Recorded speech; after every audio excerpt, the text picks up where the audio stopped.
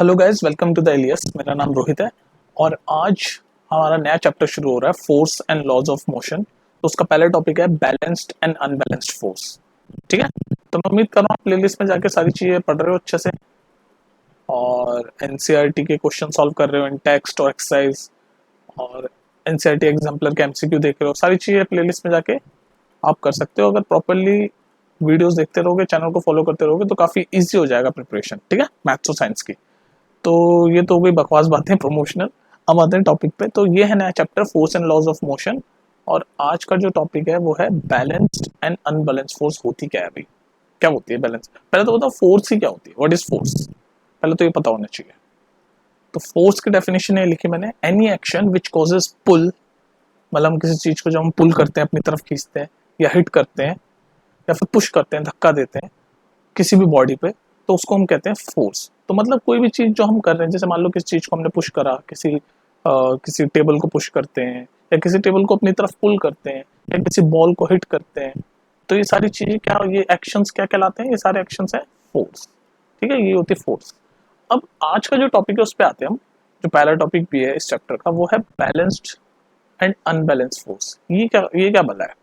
तो देखो, एक चीज होती है, अब जैसे इसको एग्जांपल से समझो, बैलेंस और अनबैलेंस फोर्स। ठीक है, अगर मान लो मैं आपके सामने एक ये वुडन ब्लॉक रखता हूँ, एक लकड़ी का बॉक्स है बस ये। ठीक है, वुडन ब्लॉक। समझते जाओ, आराम से पूरा समझ आ जाएगा। गौर से सुनो, कंसंट्रेशन इधर चाहिए मुझे तुम्हारी। वुडन ब्लॉक, ठीक है, ये एक वुडन ब्लॉक है, ऐसे सरफेस यानी कि जमीन पर रखा हुआ है वुडन ब्लॉक। अब कोई बंदा है, कोई इंसान है, ये मान लो ये इंसान है। ठीक है, ये इस वुडन ब्लॉक को पुश कर रहा है, इस डायरेक्शन में पुश कर रहा है। तो ये पुश कर रहा है, पुश कर रहा है यानी कि क्या लगा रहा है? फोर्स लगा रहा है। ये पुश कर रहा है, फोर्स लगा रहा है। तो मान लो इस फोर्स का नाम मैं दे देता हूँ F1। ठीक है, ये पुश कर रहा है ना, फोर्स लगा रहा है, इस वुडन ब्लॉक को ऐसे धक्का दे रहा है, तो ये फोर्स, मान लो फोर्स जो लगा रहा है उसका नाम मैंने दे दिया F1। अब एक और तरीके की फोर्स होती है, उसको हम कहते हैं फ्रिक्शनल फोर्स, जो दो ऑब्जेक्ट के सरफेसेस के बीच में लगती है। तो यहाँ पर दो ऑब्जेक्ट कौन से? एक तो ये वुडन, इसका बॉटम वाला हिस्सा, और ये नीचे जमीन। तो ये दोनों आपस में फ्रिक्शन फोर्स भी लगाएंगे। तो ये जो फ्रिक्शन फोर्स लगेगी, ये हमेशा जिस डायरेक्शन में कोई बंदा या कोई इंसान फोर्स लगाता है उसके अपोजिट डायरेक्शन में फोर्स लगाती है। रेजिस्टेंस है बेसिकली। फ्रिक्शनल फोर्स जो होती है बेसिकली रेजिस्टेंस होती है। मतलब जिस डायरेक्शन में मूवमेंट हो रही होती है ना, अगर मूवमेंट हो रही है तो उसको अपोज करेगी, अगर चलते हुए रुक रही है तो रुकने को भी अपोज करेगी। मतलब कहने का मतलब फ्रिक्शन फोर्स बेसिकली उसको हम ये भी बोलते हैं रेजिस्टेंस फोर्स। रेजिस्टेंस करती है वो। ठीक है, अगर इस डायरेक्शन में अगर F1 ये बंदा फोर्स लगा रहा है, तो ये जो फ्रिक्शन फोर्स है इस डायरेक्शन में लगेगी अपोजिट, रेजिस्टेंस करने के लिए। तो इसका नाम दे दिया मान लो F। अब अगर मैं आपको बोलूं कि जितनी ये फोर्स F1 है, मान लो F1 लगी 10 न्यूटन। ये न्यूटन क्या है? फोर्स की यूनिट है। सुनते जाओ, ये F1 इस बंदे ने वुडन ब्लॉक को धक्का मारते समय जो फोर्स लगाई वो है 10 न्यूटन। और फ्रिक्शनल फोर्स, ये जो अपोजिट पीछे के डायरेक्शन में जो फोर्स लग रही है, ये F2 फोर्स भी 10 न्यूटन है। दोनों फोर्सेस, F1 फोर्स, जो F1 फोर्स लगी वो भी 10 न्यूटन है, और जो फ्रिक्शनल फोर्स अपोजिट डायरेक्शन में लगी वो भी 10 न्यूटन है। तो हम नेट फोर्स क्या बोलेंगे? Net force. नेट फोर्स मतलब हो जाएगी जो सारी अपोजिट डायरेक्शन वाली फोर्स है उसको अगर हम ऐड करेंगे, तो ये इधर वाली लगी 10 न्यूटन और ये अपोजिट डायरेक्शन में लगी F2 वाली, तो माइनस साइन ले लेंगे, तो माइनस 10 न्यूटन। तो नेट फोर्स कितनी हो गई? 0।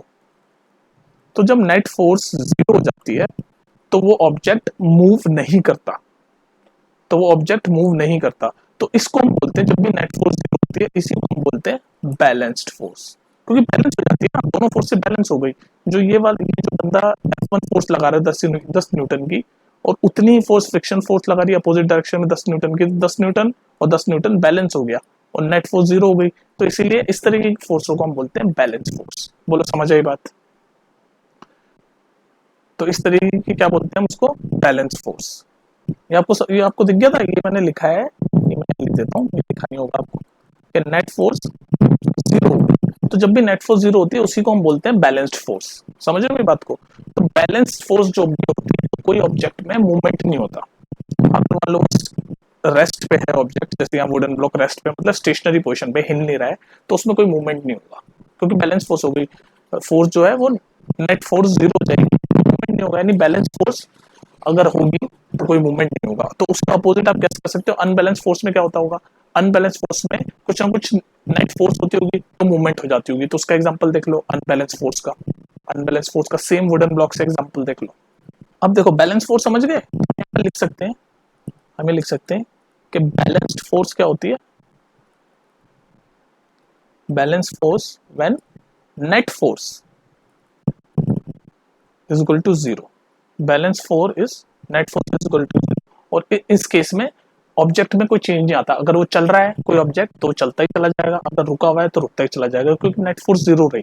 ठीक है, अब हम पढ़ रहे हैं इसका अपोजिट एग्जैक्टली, अनबैलेंस फोर्स। तो अनबैलेंस फोर्स में ऑब्वियसली नेट फोर्स जीरो नहीं होती होगी, कुछ होता होगा। तो देख लेते हैं अनबैलेंस फोर्स में क्या होता है। तो अगर मान लो अनबैलेंस फोर्स का एग्जांपल समझाता हूँ, मान लो ये बड़ा सा एक फ्रिज है, फॉर एग्जांपल रेफ्रिजरेटर, फ्रिज, इसको फ्रिज लिख लेता हूँ मैं, ये फ्रिज है, ठीक है, और इसको पुश किया जा रहा है, मान लो इसको पुश किया जा रहा है इस डायरेक्शन में, और ये F1 फोर्स जो लग रही है, मान लो वो लग रही है 20 न्यूटन की। ठीक है, 20 न्यूटन, ये न्यूटन क्या है, यूनिट है, ध्यान रखना ऐसा यूनिट होती है, ऐसा यूनिट ऑफ फोर्स। किसी भी चीज में कंफ्यूज मत हो, सारी चीजें क्लियर करते हुए चल रहा हूं मैं। ठीक है, तो अगर मान लो इस फ्रिज को पुश करने के लिए 20 न्यूटन की फोर्स लगाई जा रही है इस डायरेक्शन में, तो अभी जैसे कि मैंने बताया कि जो फ्रिक्शनल फोर्स है, किसी ये जमीन पे ही रखा हुआ होगा फ्रिज, तो फ्रिक्शन फोर्स लगती है अपोजिट डायरेक्शन में हमेशा। जिस डायरेक्शन में हम फोर्स लगाएंगे उस डायरेक्शन के अपोजिट डायरेक्शन में हमेशा फ्रिक्शनल फोर्स लगती है। और फ्रिक्शनल फोर्स होती क्या है, दो ऑब्जेक्ट की सर्फेसिस पे जो रफनेस होती है उससे फ्रिक्शन फोर्स आती है। तो ये फ्रिज का बॉटम पार्ट और जमीन यानी कि जो जहां पर ये रखा हुआ है सरफेस पे, उसकी वजह से फ्रिक्शन फोर्स आएगी। तो मान लो फ्रिक्शनल फोर्स, फ्रिक्शनल फोर्स जो अपोजिट डायरेक्शन में फोर्स लगा रही है वो F2 नाम दे देता हूँ, और वो मान लो 10 न्यूटन की है। कितने न्यूटन की है, 10 न्यूटन की। ठीक है, 10 न्यूटन की फोर्स लग रही है। तो अब देख लो, अब नेट फोर्स अगर हम निकालें, नेट फोर्स निकालें, नेट फोर्स निकालना भी सीखो। नेट फोर्स मतलब इस फोर्स को देखेंगे हम तो 20 न्यूटन, सारी फोर्सों को हम ऐड कर देते हैं बस, और साइन साइन कन्वेंशन ही होती है नेट फोर्स निकालते समय। साइन कन्वेंशन इतना आई थिंक आपके कोर्स में है नहीं, लेकिन फिर भी समझ लो।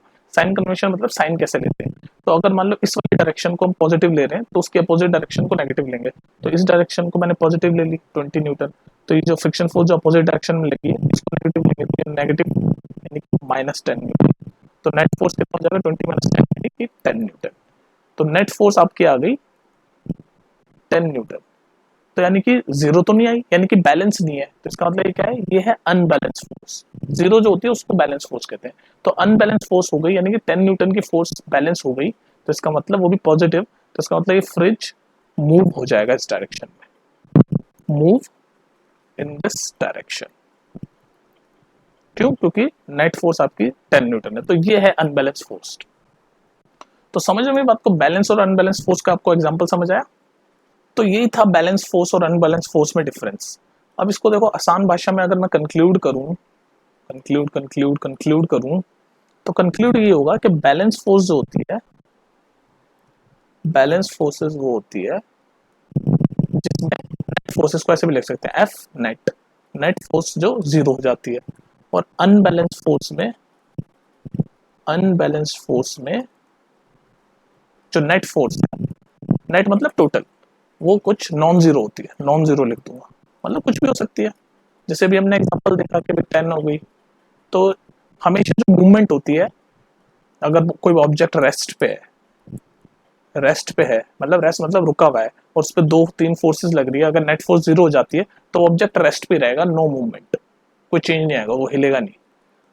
और ऐसे अगर एक ऑब्जेक्ट रेस्ट पे है, मतलब हिल नहीं रहा, कोई भी वुडन ब्लॉक या कुछ भी रेस्ट पे है, रेस्ट मतलब अपनी पोजिशन पे है, रेस्ट पे मतलब हिल नहीं रहा, ठीक है।